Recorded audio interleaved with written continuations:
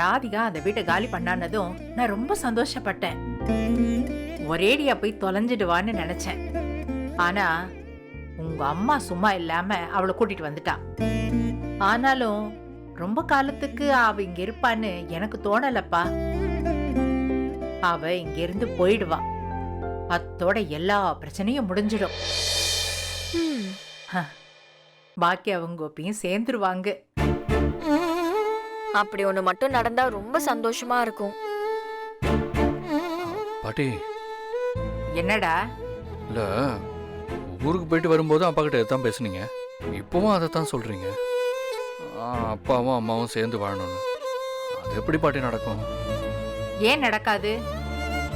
இல்ல, ரெண்டாவது கல்யாணம் வேற பண்ணிட்டு போயிட்டாரு.